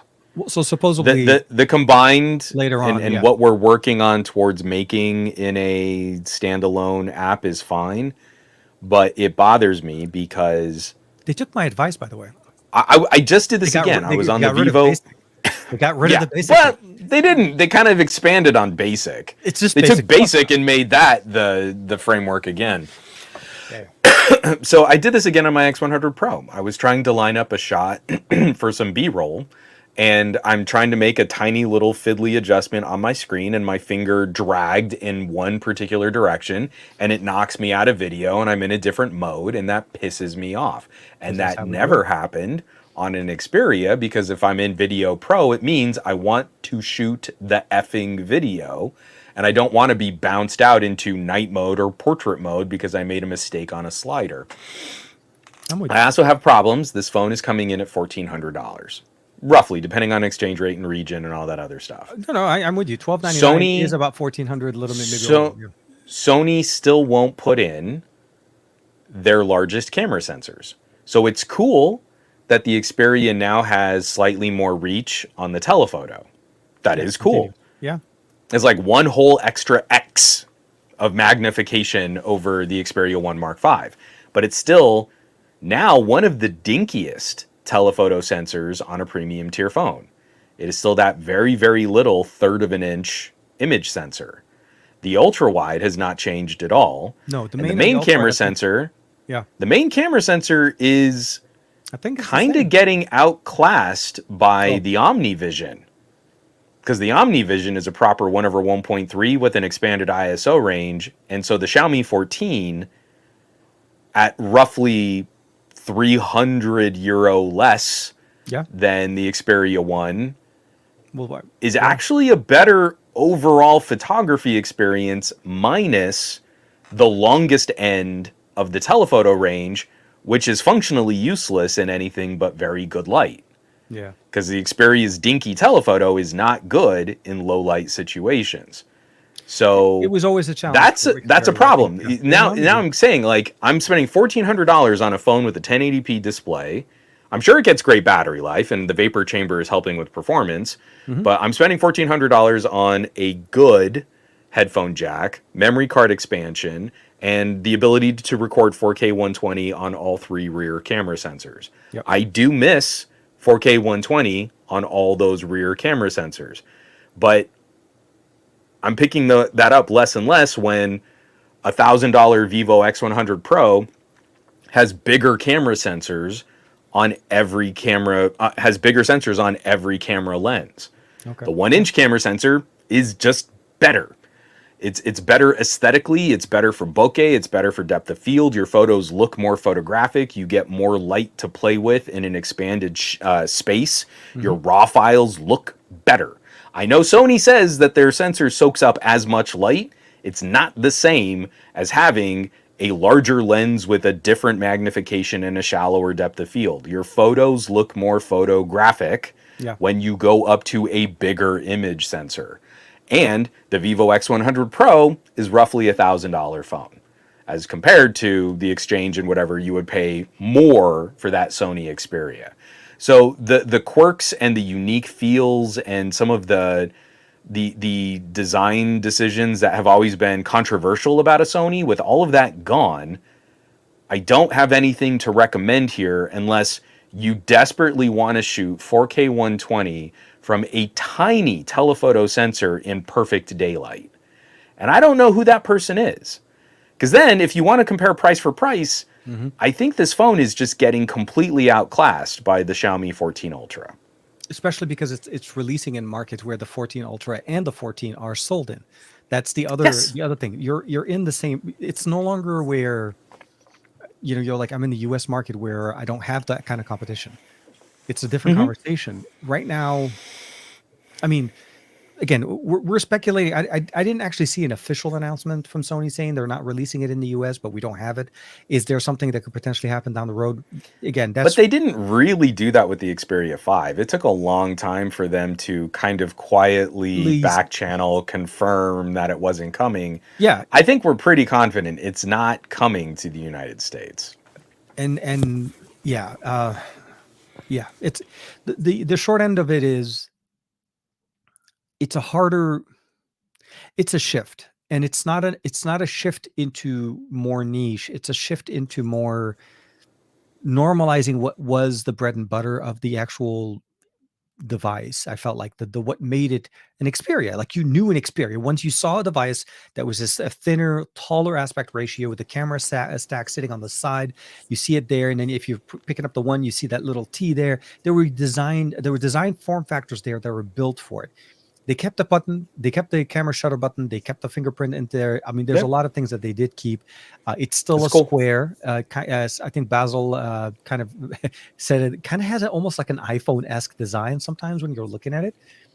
But No, I mean That bothers me because like Sony didn't Sony bring back flat sides before Apple did? Like we should never be giving Apple credit for flat sides on a wait, phone. hold on. So the flat sides on Apple came in around the Pixel 4. I'm sorry, the Pixel, the iPhone 4, right? Wasn't that when they first reintroduced the flat sides? Like back when we had just a straight, right after the 3. The 3 was all curves and bubbles and whatever. Okay, so I'll The to be horrible fair, battery, yeah, that was the iPhone. that was flat and hard edged rectangular. Yeah, exactly. Okay, I'm sorry. that's fair. If we're gonna go all the way back, what I'm talking about is the resurgence of flat sides that people claim is like rip off design language now. Oh no, absolutely. Because Apple is Sony. I want to say Sony is the company that came back to flat sides in this more recent era after Apple had walked away with flat sides on the iPhone 10. Was it the iPhone 11 even had rounded edges, didn't it? No. So they went I want to say the 6, the 7, and the 8 all had rounded. They left. No, but I mean like, I think the iPhone 11 was the last one that had rounded sides. Oh, I'm sorry. Yes, the 10 and the 11. I want to say the 12. Because I think it was the 12 that brought back flat. Probably that brought back flat. I wouldn't be surprised. By then, Sony's already had a few years on it. But yeah, so the answer is aesthetically, it does what it's trying to improve in some areas, but at the end of the day, it's an interesting. It's not a device you stumble into. It's a device you purposely go for. And I've always said that with Sony's. It's a device that you have to purposely go into it because you love what they present and what they have. At some point, I think they said that the Video Pro, and I don't know if it's fully going to be the way we've had it in the past, where it's a Video Pro, Cinema Pro, Photography Pro, and then Basic Mode. I think there's, as you said, some consolidation in those departments. They want to they're stepping away from we need 4 apps to do what you want to do on this camera, on this device, to here's a camera, 1 app for everything like you get it on other devices. They're trying to be more in that. But that I don't want that. No, but that's what I'm saying. It's a tough one. It's a tough. I think they're listening to all of the wrong feedback in what motivates additional sales for camera enthusiasts, and no one is going to look at this and go, "Oh, now finally that the Sony is more like other phones, I can pick up the Sony." They needed to advertise what set their phone apart, and they refused to market that in strategic. We don't get a lot again. Of marketing. Exactly. I don't expect that Sony is going to be able to whip out the $5 billion a year marketing budget that Samsung currently enjoys, but no one ever heard about their products. And you could have reached out to the popularity and the installed user base of Sony cameras to say, this is the phone you want with your camera. And not just because the camera app looks similar to your Alpha, but also because of all the other things that are going to immediately work when you plug this phone into your camera. And there was never that advertising or marketing campaign pushed with any kind of budget. They fell for the exact same nonsensical BS, our products speak for themselves idea that LG crashed and burned on. And I really feel like we're seeing the last dying years of Sony when they're making this compromised move because they're trying to keep prices and profits high, but they're also trying to do it by cutting back on costs. It's not working for Samsung, and Samsung is making a lot more money on their phones than Sony is. Well, yeah, no, I think this is also one of the years where we typically, like every year over year, we saw Sony with at least the 1 series improve things, add new features and things like that. This was the year we didn't get that. This is the year we lost features. We had a tailoring of the experience on it, and we'll have to see. I'll say this: we'll have to see. I take umbrage when I see these other videos and I see this other commentary, and I'm almost glad that we didn't get one because I don't know that I would have been able to just like fly this flag. I'm so critically disappointed in this direction, and I'm seeing videos like, this is a bokeh beast. And you're like, it can't be. Physics. It is physically impossible for the Xperia 1 Mark VI to be a bokeh beast. It is outclassed by a OnePlus 12 in camera sensor size, in aperture sizes, and in sensor technologies. And you can probably find a OnePlus 12 on sale for roughly half the price of an Xperia 1 Mark 6. My old high school buddy just switched over from his iPhone to OnePlus 12, and he is over the moon. Yeah. He's like, how can I? How Yeah. how does this device exist? I said it does, and It this does. is and they've been doing this for years. Because Yeah. he's like, my iPhone's about to die. I really need to pick up a phone. I'm like, the 12 is the phone you want to get, because he was thinking about the Open, and I'm like, if you don't need the foldable, 12. Yeah. If you really need I feel on folding, that. go for the Open, because I love the Open and I love the cameras there. Sure. But it's like, if you really want to get like a camera king, speed, everything that you want, 12. And he's been so happy with it, like seriously happy. Like, yeah. This new era, these new like half-inch telephotos, and again, a lot of these are OmniVision telephotos, which is also, I think, the scariest position for Sony to be in. I really expected Samsung was going to be the company that would put the scary pressure on Sony this year. I had to believe that Samsung was going to start moving forward with some of these other like 1/1.1 inch type sensors, getting us closer to that 1 inch type. But then OmniVision comes out with a half inch, which has just been decimating on telephoto cameras, and that 1/1.3 on the Xiaomi 14 regular, the non-ultra. Unbelievable what that thing can do in low light. And that It is is it's not shocking. even the Pro model that was never released internationally. And it's not the Pro. Well, yeah, and that's really what has to hurt Sony, because like Sony on their premier flagship phone, their most expensive mobile device, showcasing all of the best technologies that Sony feel with the new belongs X4, to be in a with all of the updates. Yeah, no, I'm with you. is getting outclassed by OmniVision. OmniVision is not a good look. That hurts my soul. I think to what we've said in the past, I think they're very much focusing in other directions. You could see that the mobile division is not the driving force as it used to be, where they were driving and putting a lot of resources on it. We saw the beginning of it last year. This is the continuation of the same story. There is a shift going on at Sony. Like you said, we'll have to see how things go in 25 and on, but I think right now in 24, with what we have with the 1 and the 10 and no conversation around the 5, if the 5 will even exist. I'm willing to put it out there that like maybe some part of this strategy or maybe some additional marketing push bolsters the Xperia 1 Mark 6. And I'm willing to say that maybe I've misjudged who the target consumer is at Sony in a more mainstream push in a dumb way like this. Maybe that does make traction. If the 1 Mark 6 does not build on the 1 Mark 5, and where we saw that drop off in the 1 Mark 4 and the 1 Mark 5, I would be willing. My estimate is we are out of the Xperia and the smartphone market from Sony the instant Sony's relationship, that deal they signed with Qualcomm is up.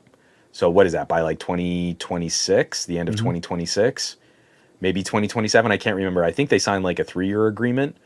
Once that's done, Xperia is done. And, Well, I feel they pull out of the smartphone market. well, so for me, I feel like there's an even bigger conversation that we need to kind of talk about is the diehard Sony fans. Would an Xperia fan that picked up the 1 Mark 3, the 1 Mark 4, and the 1 Mark 5 consider buying a 1 Mark 6? This is where I feel like this is the conversation. Well, have you seen Armando's comment? He's literally writing about this right now. Have you seen the Xperia subreddit? It's civil war, even by diehard fanatic standards. It's tough. No, I know, because the again, Sony community is eating itself alive right now. The company created a division in what made it. Again, you can't carry the flag and carry that we are a niche-based device. We are making our devices for a specific creative, subreddit, subgroup of content creators out there, and we've been building on it every year. Literally every year, we were not. I mean, they fluctuated with the storage on the thing. I'll take that. Obviously, we always had the SD card, so I'm not gonna really have much of a heartburn there. I have enough heartburn here. Um, the shift is, why would you upgrade to a 1080 120 frame display that is more of a 19 and 19 by 1 by I'm sorry, I forgot the new The aspect only ratio. advantage is that it's a little brighter, and that's cool. That's I not mean, you can always say like the 4K displays from Sony were always like kind of a gen behind the one Mark the V was 1440p decent. I'm displays. going to say that the one Mark V was No, no, quite a no. bit better, It's but I understand. that's what I'm saying is like we're sort of picking and choosing these like topics in the fandom communities to say, well, Yeah. this is an improvement. Like, okay, I'm sacrificing one of the crown jewel features of a Sony and image clarity and photo clarity and video clarity, but sure, if all you cared about was getting a brighter phone. But if that's the kind of stuff that you cared about, Mhm. you probably had already left Sony. Yeah. Because like the jump from Xperia 3 to Xperia 5, we did see a sizable improvement. You know, Mhm. outdoor viewability, readability, it all got better. 1440p OLEDs from Samsung were easily a generation ahead Yep. of what Sony was doing on the 4K displays.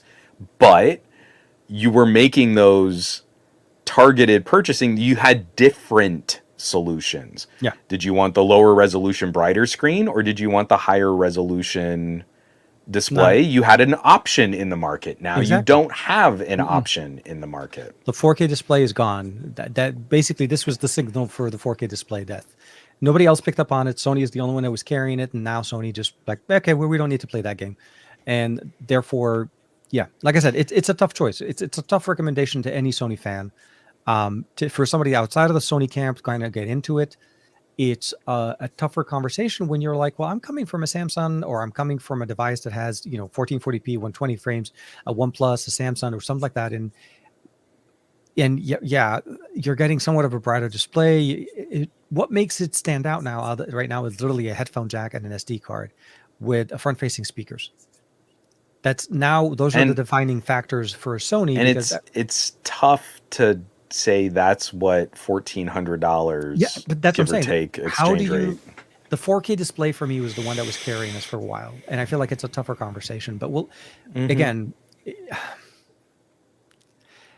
I'm glad that it's Did still you- a device that exists. I'm hoping this is a course correction year, and maybe I am 26 will be sad the year. because unlike I'm not trying to argue and I'm not trying to fight with you. I'm sad Oh, it's because okay. We'll take it I don't outside. think it exists still. Which I one? don't think it's a device that exists.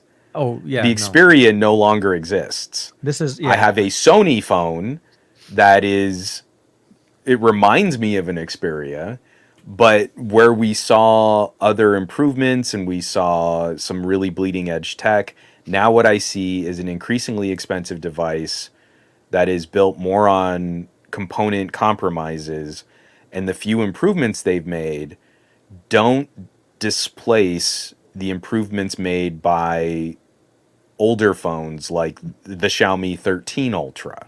Mhm. So it's cool I have longer reach on the telephoto, and it's a variable telephoto. Yes. That is cool.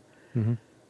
I already had those primary focal lengths covered by having two standalone telephoto cameras.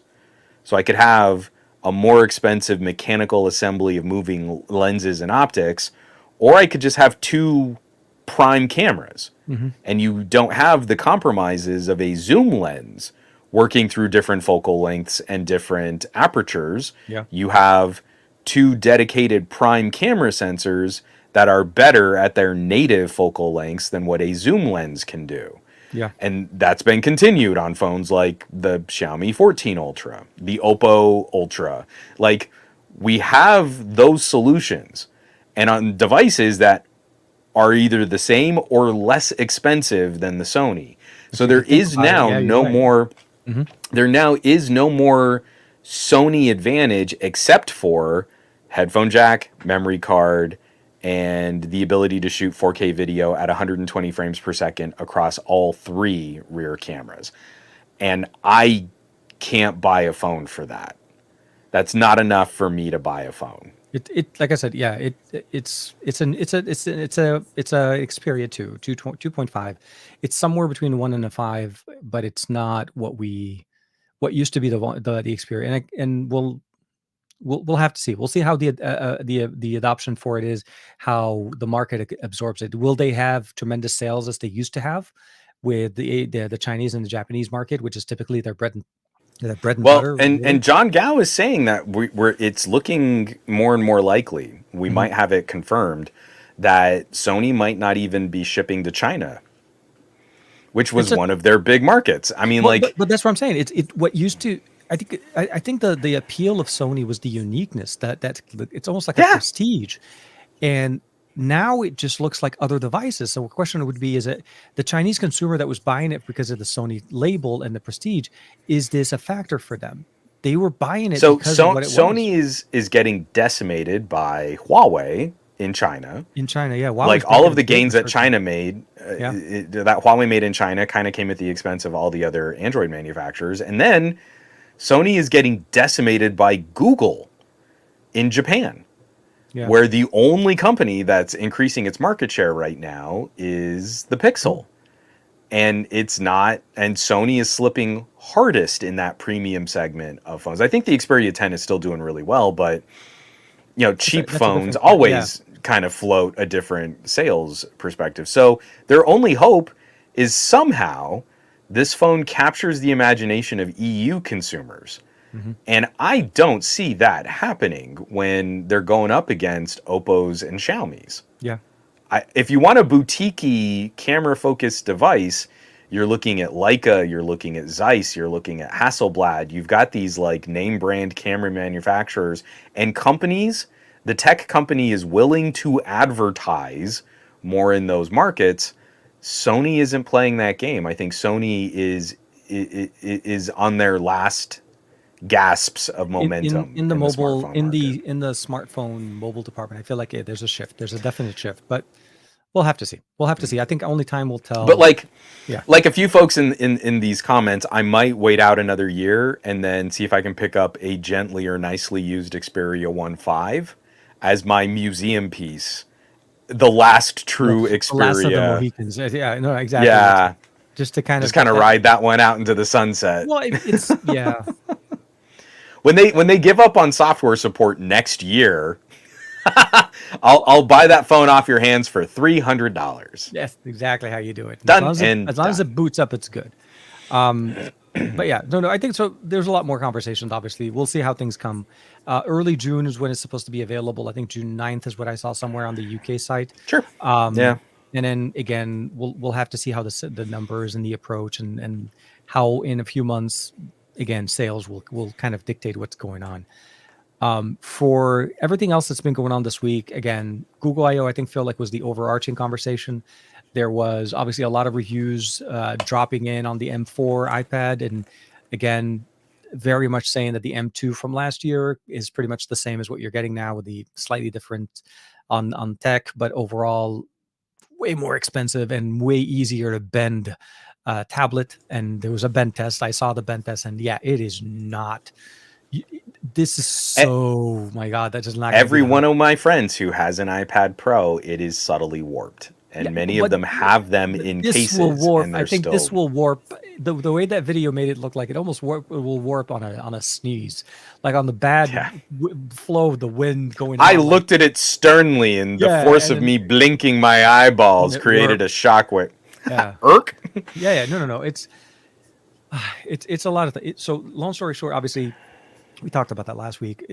You guys could check out some of the reviews. Different people have been putting them on. We'll have to see how kind of things coming up. I know you got a chance to. I want to kind of summarize everything. I know we're getting close. We're way over our time, but you got a chance to play a little bit with some nice gamesir hardware that I think you just dropped the video for.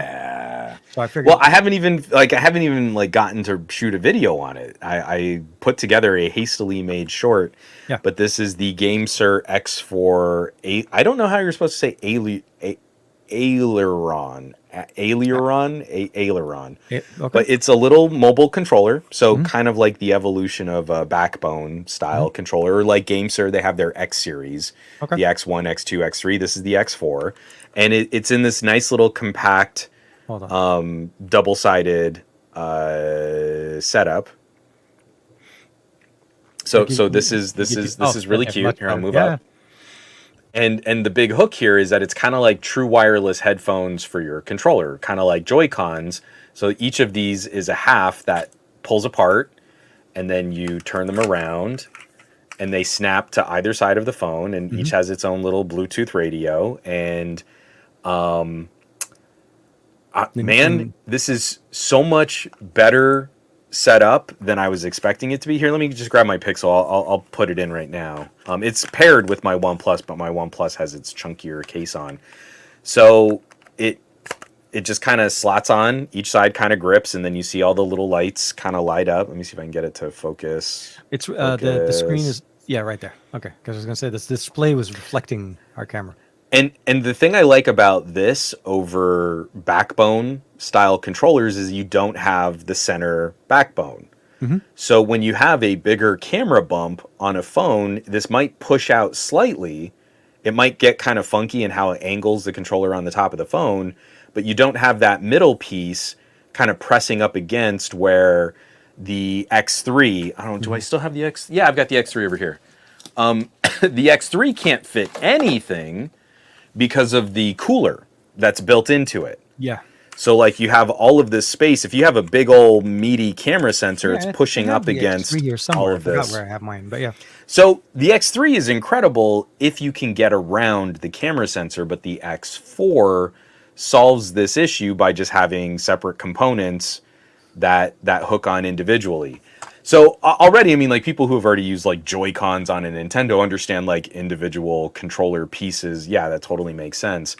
But what I'm really impressed by is you get these two halves, and when you're done using it, you just flip one upside down, and the grip slots into a part where the phone sits, and it's so beautifully like designed to fit a smaller form factor. It's just so much more petite than even having like a traditional controller. So like if I pick up my Xbox controller, you can kind of see how much, even on top of a regular controller, how much space you would save fitting something like this in a backpack, which this is not difficult to throw into a backpack, but this is even smaller to kind of keep traveling. Yeah, no, I'm with you. I get it. So I'm going to put out a full review, and I'm already super positive on it. It seems to slot in and hold better than many of the other solutions for my phones that have the bigger camera bumps on them. That's good. That's good. And I was excited. I saw that one. I didn't get a chance to jump on the campaign with that one, but I may circle back. I may circle back and try to see maybe later conversations around that. But it's good. It's good. So, and then I think there was a few other Patreon only kind of things that you guys have dropped in there. But any other content that you're looking to drop in? Any videos coming up this weekend, or maybe there are finally some things that I can show, but I don't have ETAs on them. I published a. I'm upset because it took me so long to finish that Ace Magic desktop video, because I wanted to talk about these issues with the malware that are on Ace Magic. So I finally published that. That video's dead. It immediately died on YouTube. It got like 100 views, and you're like, flip. Because like I put a lot of work into that, and so that was very demoralizing. But what's funny is even with all of that coverage, the folks at Camrui sent over a mini PC, so I'm going to be digging into this soon. The folks at Geekom have sent over one of the smallest this is even smaller than like an Intel Nook 4x4. So I'm going to be playing with one of those. I can finally publish the video on my GTAC. So the rugged laptop, that's going to go up next Tuesday. Nice. This thing's a beast, and I absolutely adore it. I might sneak that one out early on Patreon too. My pals at Acer hooked me up with one of their Windows machines, so I'm finally getting to spend a little time with a Core Ultra 7 155H. And then at the same time, they were like, hey, when was the last time that you used a Chromebook Plus? And I was like, it's been a while. So they sent over their Chromebook Plus. So I'm also going to be spending a little time with the Chromebook. Nice. That brings the tally of PC and laptops to 6 that I'll be covering over the next week. And then on top of that, I'm going to try and get the Pixel 8 first impressions, Pixel 8a first impressions, and a Pixel 8a versus 12R. OnePlus 12R, and I want to toy with this. I think this might end up just being a written article because I have way too much video on my plate. But I've been spending a lot of time bouncing back and forth between Pixel Watch 2, OnePlus Watch 2, and Mobvoi Pro Enduro. Yeah. And there's so much more different than you would expect. So it's not, I don't have an idea on like a which one wins kind of challenge, but like each one kind of serves a very different market. Yeah. So I'm going to try and do a 3-part, the other watches. I think the top 2 picks for a lot of consumers out there would be Apple Watch or Galaxy Watch. There is something scary but interesting happening in Wear OS where we can look at some of these others and they have different options and different solutions for different consumers. So there's a lot, and I have no idea what order or release any of these videos or articles might find, but they're coming. They're all coming. No, I get it. And I'm in the same boat, man. I'm trying to work out a backlog as much as the next person. For me, I think just for the most part, I think my Enduro video is going to come out tomorrow. Finally got a chance to edit that and put it out together.